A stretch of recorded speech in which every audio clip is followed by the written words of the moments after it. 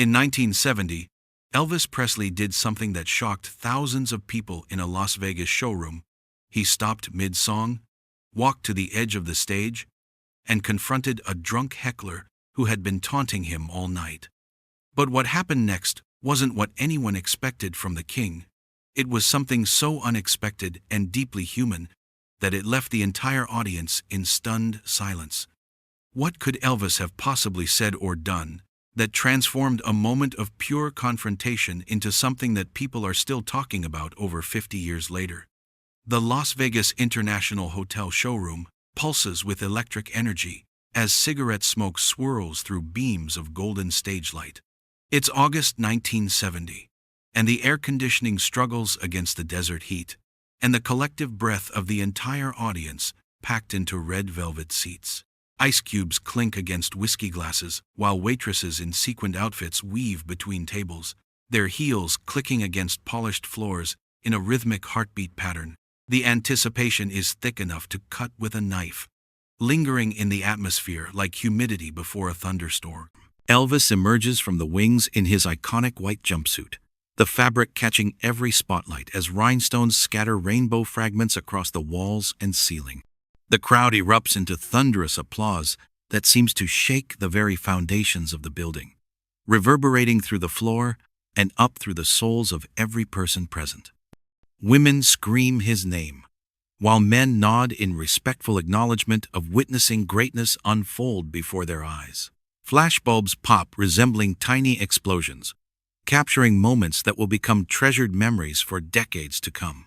But tonight feels different from his usual performances. There's an edge to the atmosphere, a tension that crackles resembling static electricity before a storm rolls across the Nevada desert. Near the front, a man in a wrinkled suit slouches in his chair, resembling a broken marionette, a half-empty bourbon bottle gleaming amber under the stage lights on his table. His tie hangs loose around his neck, and his hair is disheveled from running his hands through it repeatedly throughout the evening. His voice pierces the opening notes of "That's All Right," like broken glass scraping against concrete. "Hey, Elvis, where's Priscilla tonight?" he shouts, his words slurred, but loud enough to reach the stage and beyond. A few people at nearby tables turn to glare at him with obvious disgust, but he's just getting started with his alcohol-fueled performance. The king continues performing, his voice smooth as aged whiskey, but there's a flicker in his eyes that those who know him well can recognize as danger brewing beneath the surface. Sweat beads on his forehead under the blazing lights, each drop catching and reflecting the colored spotlights resembling tiny prisms. His grip on the microphone tightens almost imperceptibly, his knuckles showing white beneath his rings. The heckler's voice grows bolder with each song, each crude comment aimed like a dagger at the man behind the legend, seeking to pierce through the carefully constructed armor of stardom. "Sing us something about divorce, King."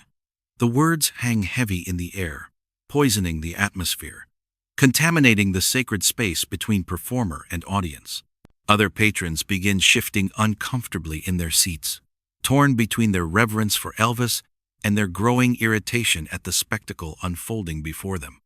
The sacred connection between performer and crowd starts to fracture, like hairline cracks spreading across a mirror hit by an invisible hammer. Elvis moves across the stage with practiced grace, but those closest to the front can see something building behind his trademark smile. A storm gathering strength behind those famous blue eyes. The tension in the room rises degree by degree, like water approaching its boiling point, and everyone can sense that something extraordinary is about to happen.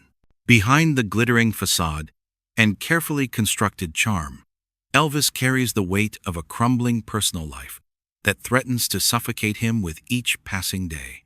His marriage to Priscilla hangs by threads thin as spider silk, their conversations reduced to polite exchanges about schedules and appearances. The prescription bottles in his dressing room have multiplied in the manner of mushrooms after rain, each one promising relief from physical pain while creating new forms of emotional torment. The man who once moved with the natural rhythm of pure joy now depends on little white pills just to face another crowd. Tonight, Like every night for the past year, he's had to transform himself from broken human being into the mythical figure the world expects to see. In his dressing room just 20 minutes earlier, he stared at his reflection in the mirror, surrounded by harsh fluorescent bulbs, watching Elvis Presley, the performer, slowly eclipse Elvis the man. The jumpsuit isn't just clothing, it's armor against a world that wants to consume him piece by piece until nothing authentic remains. The heckler's words cut deeper than he lets on, because they echo the same thoughts that keep him awake at 3 in the morning. Every taunt about his personal life, every crude reference to his failing marriage, strikes at the core of his deepest fears. He's become a prisoner of his own success, trapped in a golden cage where every move is scrutinized and every human flaw becomes tabloid fodder. The pills help him sleep, help him perform, help him forget that he's slowly disappearing behind the legend. His mother's voice still resonates in his mind during moments like these, reminding him to treat people with kindness, even when they don't deserve it. But Gladys is gone now, taking with her the last person who loved Elvis Presley, the boy from Tupelo, instead of Elvis Presley, the king of rock and roll. The loneliness is crushing, made worse by being surrounded by thousands of people who think they know him but only love an image projected on stage. The drunk man's voice grows more aggressive with each song, and Elvis can feel something dangerous stirring in his chest. The careful control he maintains over every gesture, every expression, every note, begins to slip like sand through his fingers. His backup singers notice the change first, the way his shoulders tense and his breathing becomes shallow. The band follows his lead, but they can sense the storm building behind his eyes. As he launches into another verse, the heckler's latest insult about Priscilla hits like a physical blow. The words suspend themselves above the crowd, contaminating the sacred space and turning what should be a celebration into a battleground. Elvis feels the familiar rage building, the same anger that once drove him to flip tables and punch walls in private moments when the pressure became unbearable. But this time, there's nowhere to hide, no dressing room door to slam shut. This time, the packed showroom is watching, waiting to see if the king will finally crack under the weight of his own crown. The moment arrives as sudden as lightning splitting a summer sky. Elvis is deep into "That's All Right," his voice soaring through the familiar melody, when the heckler lurches forward in his seat and bellows something so vile, so personally devastating about Priscilla and their crumbling marriage that it slices across the room as sharp as a blade through silk. The words drift through the smoky venue, resembling a curse, and for the first time in his career, Elvis Presley stops singing mid-note. The silence that follows is deafening. Every soul in the venue collectively holds their breath as the band gradually realizes their leader has abandoned the song. Guitars fade to whispers, drums fall silent, and even the ambient chatter from the bar area dies away as if someone has thrown a switch on the entire universe. The only sound is the gentle hum of air conditioning and the distant clink of ice in forgotten drinks. Elvis steps away from the microphone stand with deliberate precision, his white jumpsuit catching every spotlight as he moves toward the edge of the stage. His movements are controlled but predatory, with the fluid grace of a panther approaching its prey. The heckler, suddenly aware that he has crossed an invisible line, shrinks back in his chair, but cannot escape the piercing blue eyes that have locked onto him with laser intensity. The king's voice, when it finally emerges, is barely above a whisper, yet somehow carries to every corner of the massive venue. "Sir," he says, the single word loaded with more authority than 1,000 shouted commands. "I think we need to have ourselves a little talk." The crowd leans forward collectively, straining to catch every syllable of what promises to be either a legendary moment or a complete disaster. Security guards start moving toward the drunk patron, but Elvis raises one jeweled hand to stop them without taking his eyes off the man. The gesture is subtle but absolute, the kind of quiet power that comes from years of commanding stages and controlling crowds. The tension in the room becomes almost unbearable as two very different worlds prepare to collide in front of hundreds of witnesses.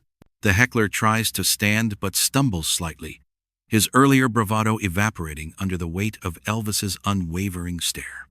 Other patrons at nearby tables edge away from the brewing confrontation, creating an invisible circle around the man who has spent the evening destroying the magic that everyone else came to experience.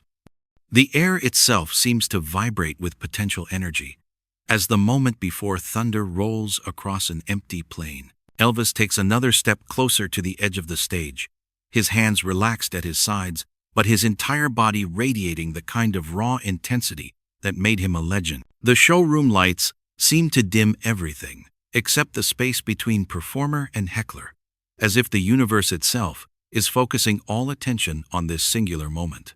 Time stretches like pulled taffy, each second feeling like an eternity, as everyone waits to see what the king will do when pushed beyond his breaking point.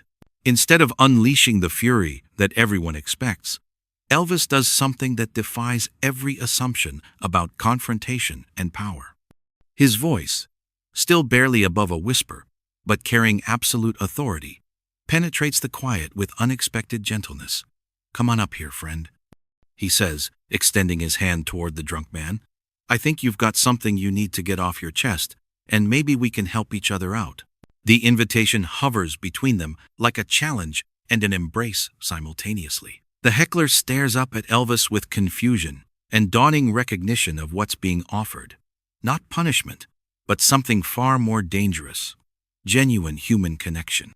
Security guards freeze in their positions, unsure whether to intervene or trust their boss's instincts. The crowd watches in stunned fascination as the man who spent the evening destroying their experience slowly, unsteadily, makes his way toward the stage. Elvis helps him up with surprising tenderness, his strong hands steadying the trembling drunk, who suddenly seems much smaller under the blazing lights. Up close, the heckler's pain becomes visible, the kind of raw hurt that drives people to lash out at strangers in desperate attempts to share their misery.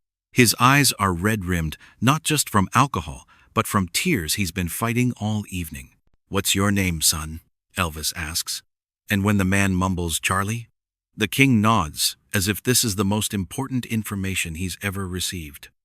"Well, Charlie, it seems like you're carrying around some heavy stuff tonight. You want to tell all these good people what's really bothering you?" The question is posed without judgment, with the kind of genuine curiosity that transforms confrontation into conversation. Charlie's story spills out in broken fragments, words tumbling over each other as months of suppressed anguish find their voice. His wife left him 3 weeks ago, taking their kids and half his heart with her. He's been drinking away the pain and anger, lashing out at the world because he can't figure out how to put the pieces of his life back together. The crowd listens in complete silence, as this stranger's private agony becomes public testimony to the universal experience of loss and betrayal. Elvis listens with the same intensity he brings to his music, nodding at the right moments and offering quiet words of understanding that somehow reach not just Charlie, but everyone in the room. When the story winds down to exhausted silence, Elvis places his hand on the man's shoulder and speaks words that will echo in that hall for decades. "Brother, we've all been where you are. The only difference is some of us get to hurt in private, and some of us got to do it up here under these lights." He turns to address the entire crowd, his voice now carrying the full power of his legend, but tempered with hard-earned wisdom. This man's pain is real, and it's no different from what any of us carry around every day. The only mistake he made was thinking that hurting someone else would make his own hurt smaller. The theater remains absolutely silent as Elvis helps Charlie down from the stage, the drunk man's tears now flowing freely, but cleaner somehow, purged of their poison. As Charlie returns to his seat, the crowd erupts not in applause but in something deeper, a recognition that they've witnessed something sacred disguised as entertainment. Elvis returns to his microphone, straightens his jumpsuit, and begins singing "Can't Help Falling in Love" with a tenderness that transforms the song from performance into prayer. The evening concludes not with the spectacle everyone expected, but with a demonstration of grace that people will carry with them for the rest of their lives, proof that true power lies not in crushing your enemies, but in recognizing their humanity, and in doing so, rediscovering your own.